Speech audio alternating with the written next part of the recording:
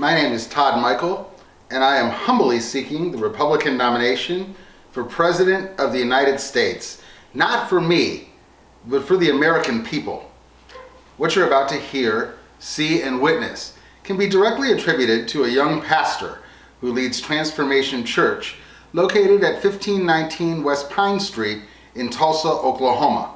Now, I've never met this pastor, a pastor whose YouTube video sermon, Crazy Faith, changed my life and inspired me to reach way, way past even the most faraway stars. A pastor whose name I would later learn a whole month later, only because I needed to write this speech, that his name is Reverend Michael Todd. Thank you, Pastor Michael Todd. This candidate for president, Todd Michael, can't wait to meet you and thank you in person for uplifting me and so many others around the world in your preaching and teaching and living out good deeds in Jesus' name.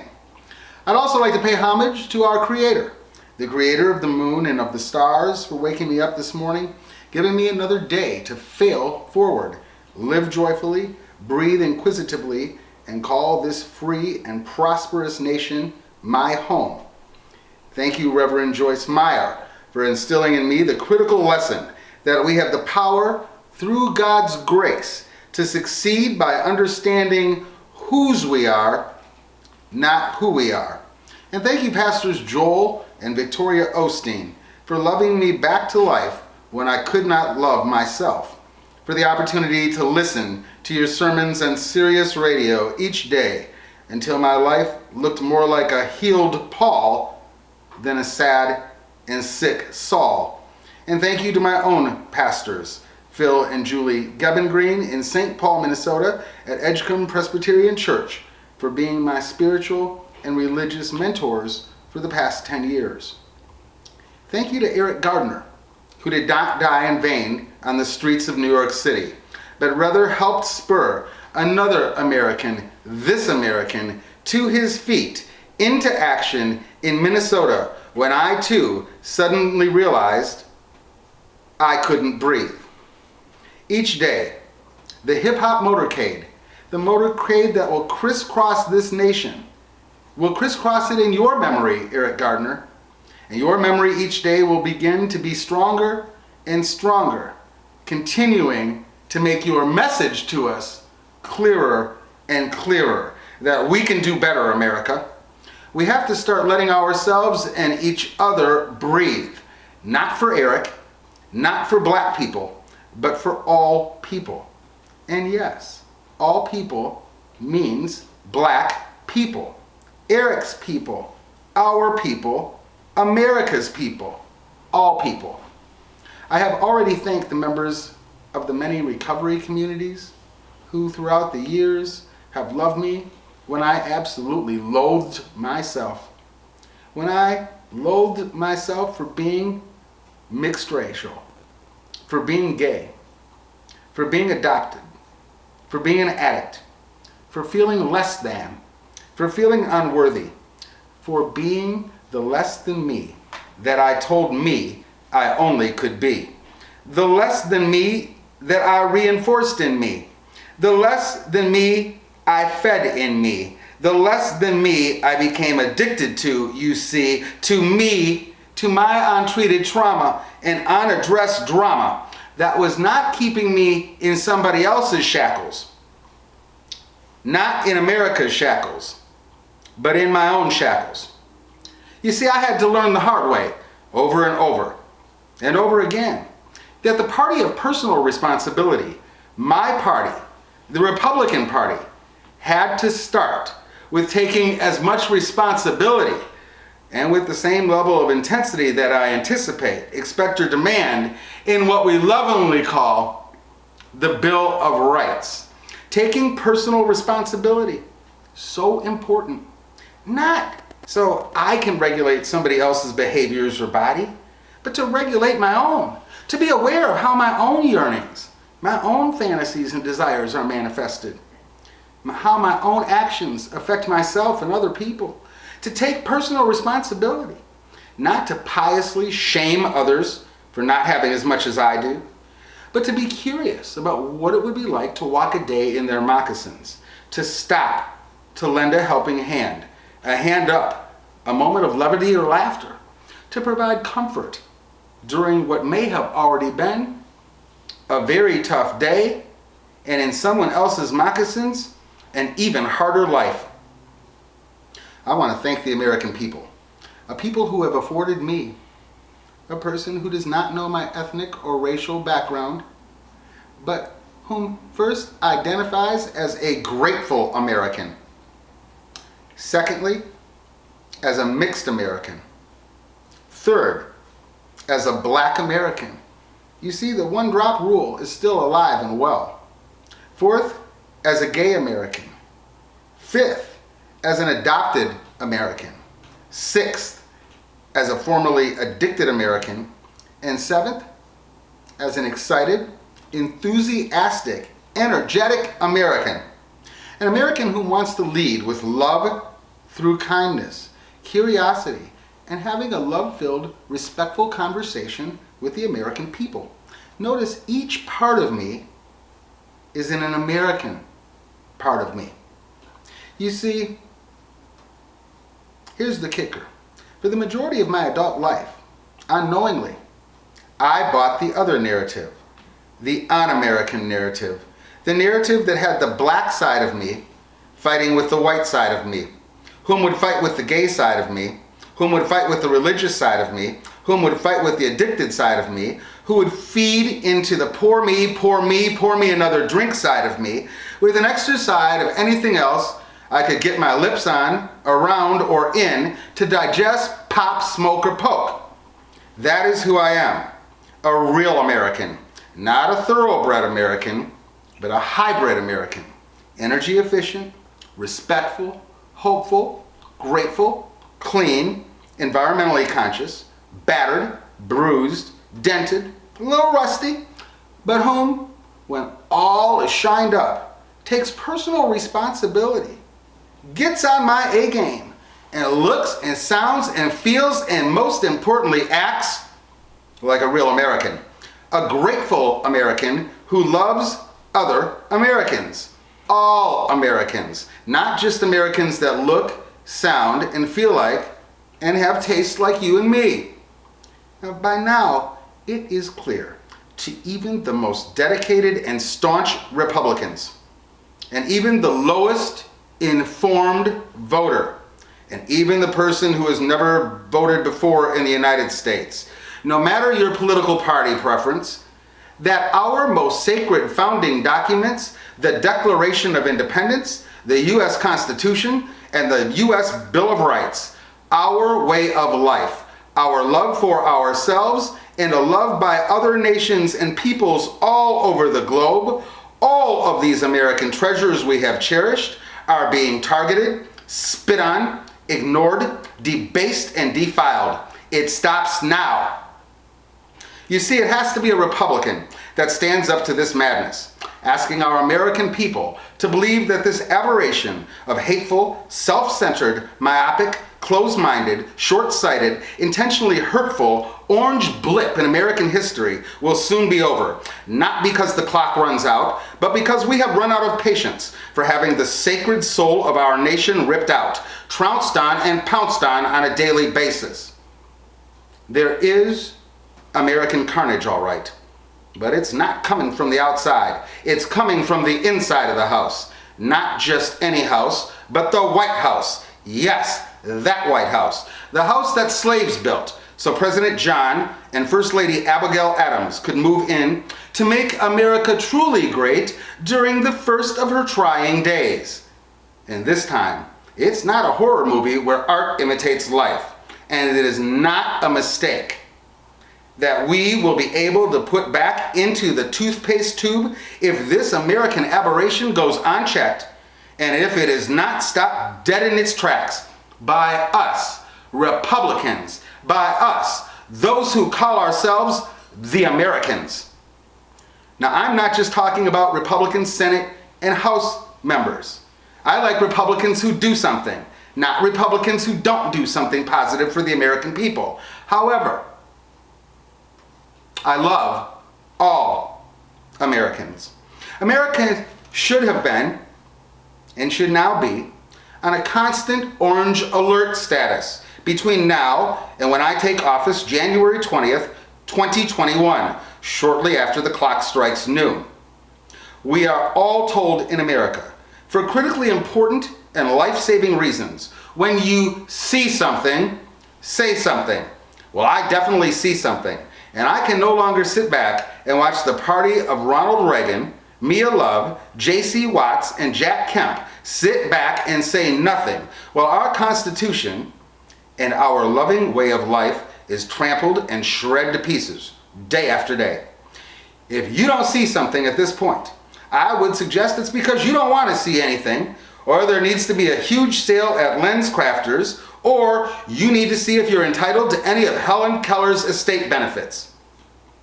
At this time, we are called to be stewards of a still written young American love story.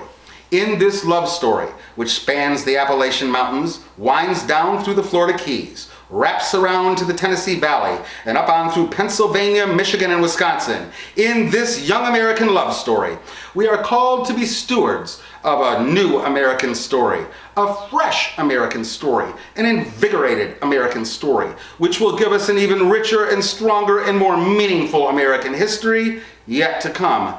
My campaign theme is the healing of America.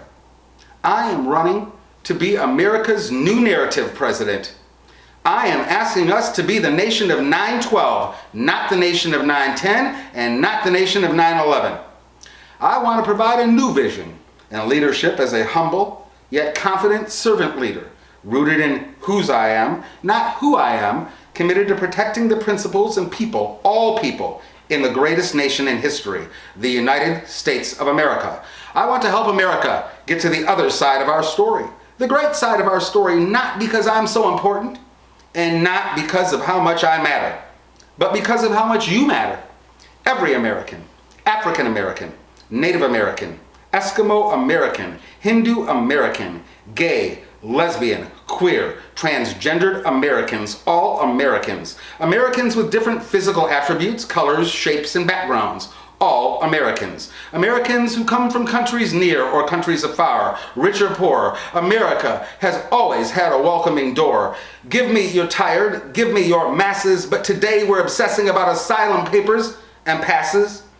If you cannot hear or see that I am a Republican in every word I utter, I would suggest it is because you did not know I existed. A 51-year-old, mixed racial, gay, male, whom does not know their actual ethnic or national origin, who was given up at birth at adoption and was only told that he was black and white, lots and lots of maybes, kind of like alternative facts, not worth a whole lot.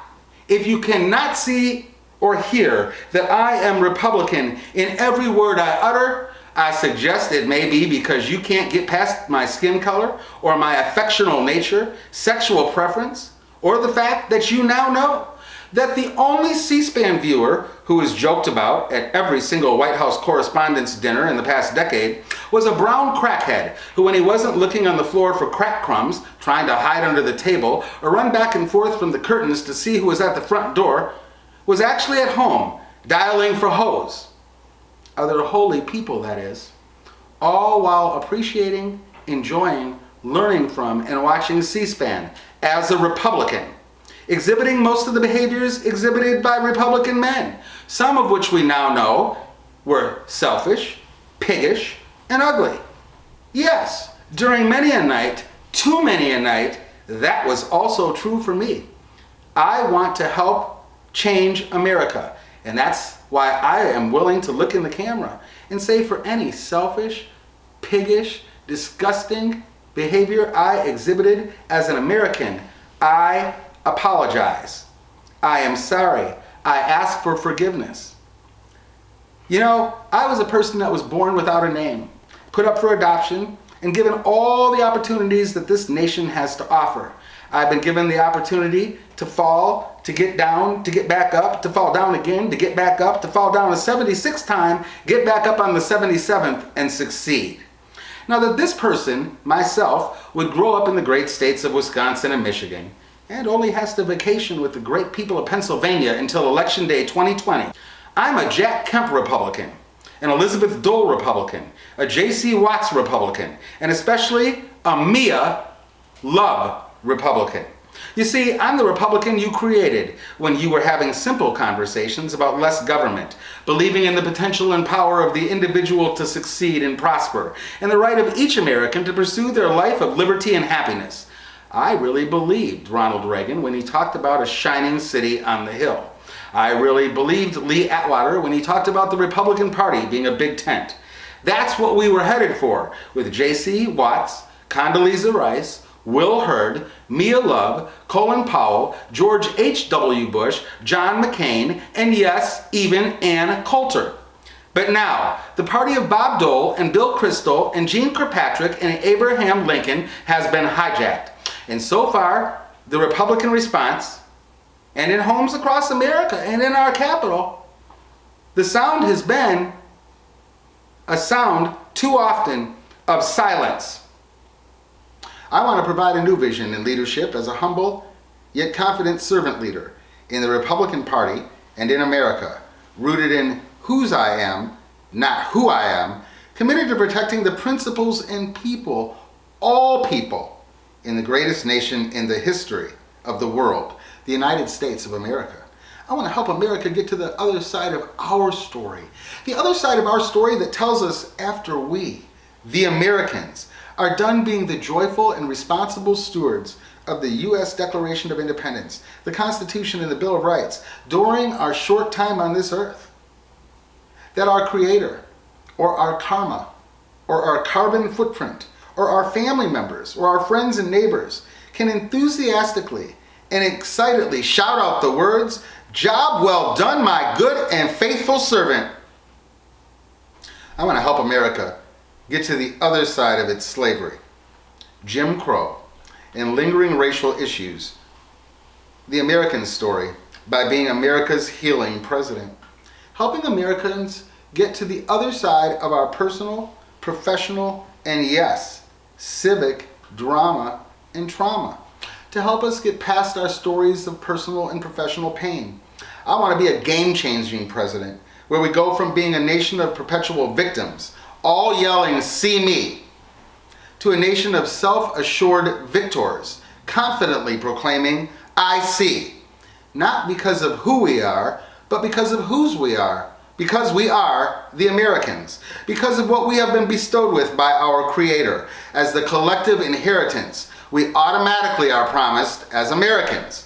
The promise that starts with our self-identified Creator and winds its way forward and backward to George and Martha Washington, John and Abigail Adams, Thomas Jefferson and Sally Hemings, George and Barbara Bush, Cindy and John McCain, and every black, white, red, yellow, brown, gay, straight, trans, native, faith-based, or atheist person there is in the United States.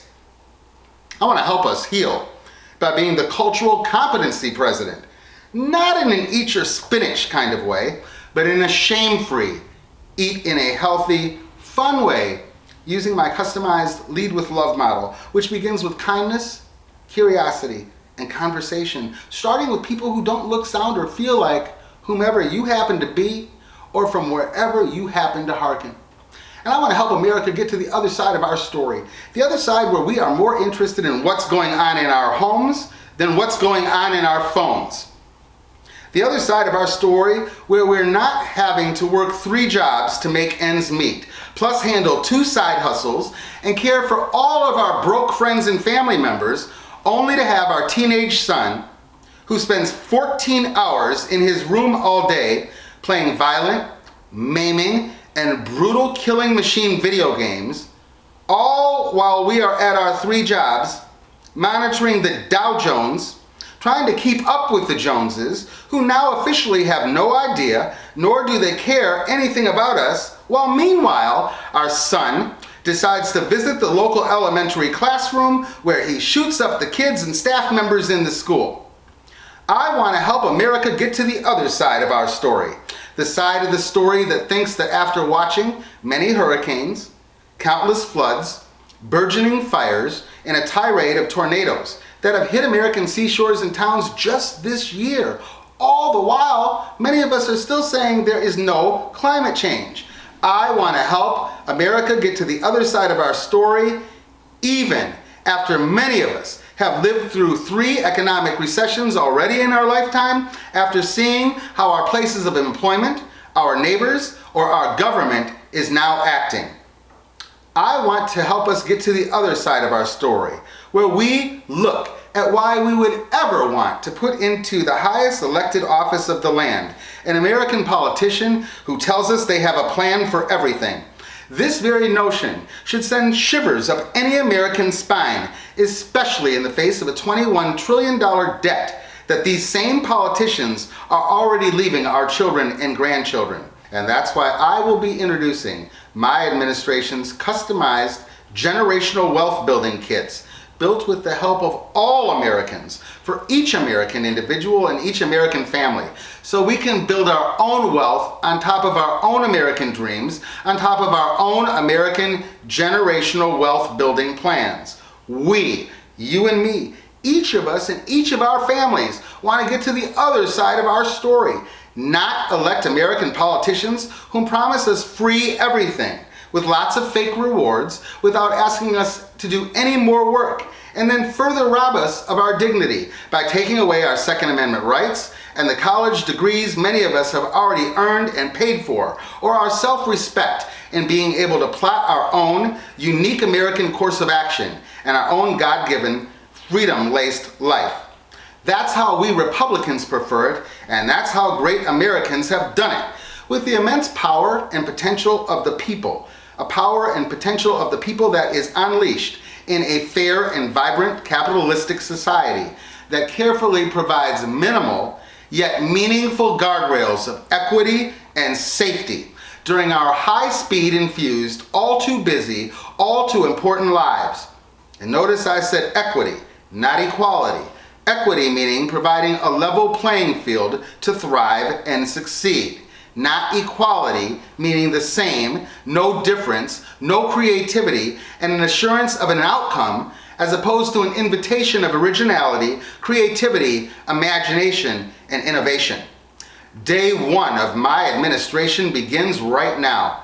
Not my government administration, but the administration of our newfound covenant and our loyal friendship that together we now have between us, each other, between you and me, between each American.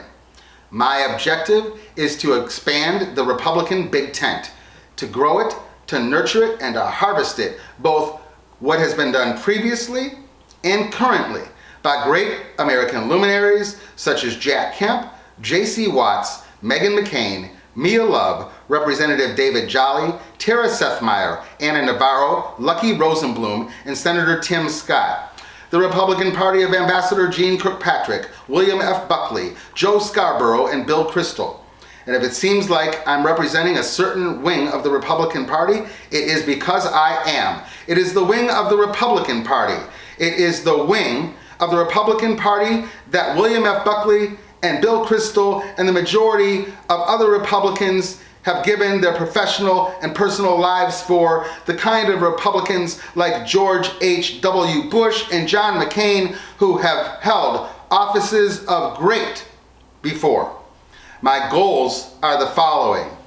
I want to be the president that oversees the healing of America, to include the spirit of 9/12, not the nightmare of 9/11 or the unfinished business of 9/10. I'm looking for a full American reset, a complete American restoration, and a sturdy American resolve. An American reset, restoration, and resolve in the way we love ourselves. You see, it really is true. We see things as we are, not as they are. So in order to love America, we have the privilege and honor of actually loving Americans. By loving ourselves first, and then and only then do we actually see each other, notice each other, treat each other, learn about one another, and talk with each other with love and respect. The way we love, treat, learn about, and talk about ourselves dictates how we love, treat, learn about, and talk with all Americans, not just Americans that look, sound, feel, and have tastes like you and me. I want to be the American workplace wellness president. It's my strong belief and experience after 30 years in the American workforce that most of our drama and trauma happens in and around our work. It's where we spend the most chunks of time and often the most hours. I want to introduce my Lead with Love model as a tool to build upon the existing efforts to enhance our workplaces. So when we leave our workplaces, we leave feeling invigorated at the end of the day and rewarded at the end of a career. And I want to be the new narrative president. I want us to go from having a conversation about saving the environment to a conversation about loving the environment. You see, even if there is only 0.0001% of scientists who don't agree that there is some kind of climate change deniers will always be able to say all scientists don't believe in the existence or same rate of climate change, and therefore we really don't know all there is to know. Now that's very different than asking individuals and corporations if they love the environment, and if so, how and why. And if not, why not? Then the same market forces that we Republicans tout can decide which corporate interests actually love the environment, using our critical thinking skills and our God-given abilities and liberties, a very Republican notion. Let the market forces decide and be unleashed from there, not in a shaming way, but in a reframing way, from the flat earth society way to a 21st century way that allows us to rejoin the Paris Climate Agreement type of way. Millennials and younger love the environment.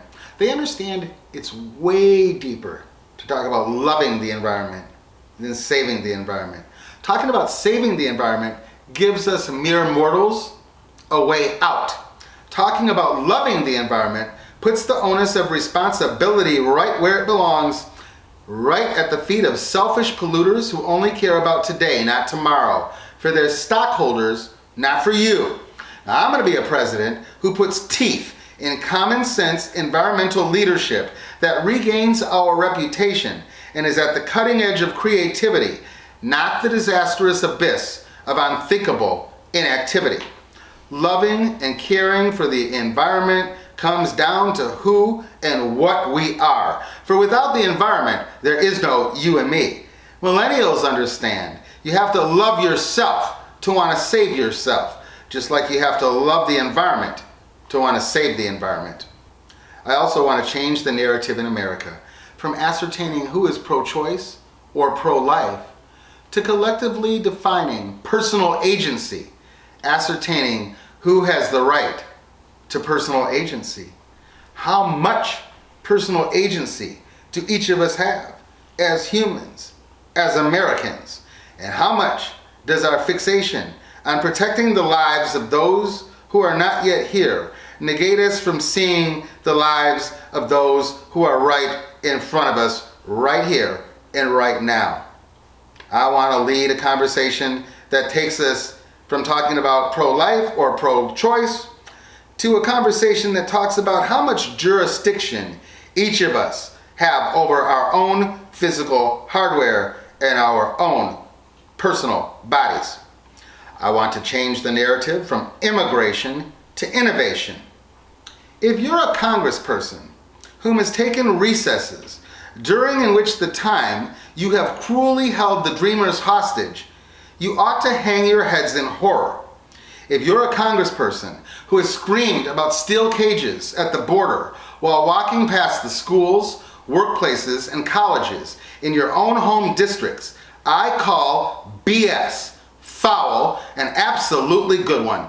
I say this: if we had a program that sent ICE agents to go around and round up Buffy the dog in each of our neighborhoods, Buffy on each of our blocks, dogs who weren't originally licensed when their mothers failed to register 13 years ago, even though Buffy the dog has been living in the only home she's ever known, I suggest that we in a nation who spend billions on dog grooming, dog treats, and dog spas, that we would be up in arms, out in front of our houses with pitchforks, bulldozers, and blockades if anyone ever decided that ICE agents would come and round up Buffy Fluffy the dog in our neighborhoods. But when it's Bonita the dreamer, it's okay. It's someone else's fault, not me. I'm just the extra person concerned about people in steel cages. No, I, Todd Michael, want to close the immigration debate once and for all by getting a bipartisan bill passed in Congress that utilizes a mix of technology, person power, and an array of physical barriers to strengthen our borders. Moreover, people in Arizona and Texas are now literally reporting that they have up to 1,000 illegal immigrants running through their backyards each day. Now, the other day, I got a text from my neighbors saying we had a coyote spotted in our back suburban neighborhood. The last neighborhood yard it was reported in was supposedly mine. I thought about what it would be like to have to look up instead at a coyote at 1,000 illegal immigrants running through my backyard. We need strong borders. We need strong borders with the Statue of Liberty in sight, not an unnecessary show of ugly, gratuitous might. I want to change the narrative from immigration to innovation because China and Russia are working hard all around the world to ingratiate themselves to third world and other developing nations to gain their trust, their friendship, and access to energy and natural resources. Just when China and Russia are investing in the Middle East or other developed nations, the U.S. has pulled back and yelled America first, literally pushing other world leaders off the stage. Another grand incident of they hate us because of our freedom. No more damned recesses, Congress members. We need to move from talking about immigration to innovation. I want to be the new narrative president that brings us into an era where we use racism only as a term of last resort, as a nuclear option, preserving the critically important meaning of the word, getting rid of the words everybody and all. I want to be the new narrative president that stops moving the goalposts, that stops telling Americans we must only judge people by the content of their characters, not by the color of their skins, yet when we do that, yelling, "You need to see my color." Both and, America, either or. The silliness should stop now. I want to be the new narrative president that gives kids in education a whole new narrative, connecting kids to their why and making education relevant again. I want to be the new narrative president that talks about stress reduction, intentional family time, vacation, rest, and relaxation. I want to be the new narrative president that strengthens the U.S. relationship, all relationships that we have with our trusted allies. I want to negotiate new nuclear arms proliferation agreements, abatement agreements, and treaties. Please take a look at my star-studded first round of cabinet choices with a special shout out to Jackie Cherry Holmes, the former Minneapolis City Council president who gave me my first professional opportunity to love my people, the American people, in communities in North Minneapolis. I also want to thank Pastor Michael Todd and the parishioners of Transformation Church in Tulsa, Oklahoma, and to David Hogg and friends at Parkland High School. I see you. I'm coming to join you in your love for America. Greta, I see you, and I can't wait to shake your hand. Please visit my website at www.americaheals.love. That's www.americaheals.love. Please donate now so we can begin our hip-hop country motorcade brigade, where we will be taking energy-efficient buses across this land, in cities and in farmlands, to have backyard barbecues, basketball contests, and music beat making in state-of-the-art bus music studios, while we showcase the best singing, dance, and athletic ability and talent that American small towns and communities have to offer, all while talking about generational wealth building kits education, and the value of self-worth, the value of whose we are, not who we are. Visit www.americaheals.love, where I outline a full urban and rural agenda and the strongest foreign policies so far offered in this election. As a gift to America, as a gift to you. Not a gift to Black America, or white America, or Christian America, or Hindu America, or gay America, or trans America, or bi America, or addicted America, or shame-based America, or not good enough America, or our best days are behind us America, or you must be kidding America, or poor, poor me America, or when will we get this national nightmare over America? No! The America, the gift of the America that Ronald Reagan called a shining city on a hill, not an incessant, whining, pity party on a pill, complaining about getting a perpetually bad deal. We are called to be stewards of God's green earth and stewards of the greatest gift God has ever put on this planet, the United States of America. Not because we are regulated to death, but because we are loved into life.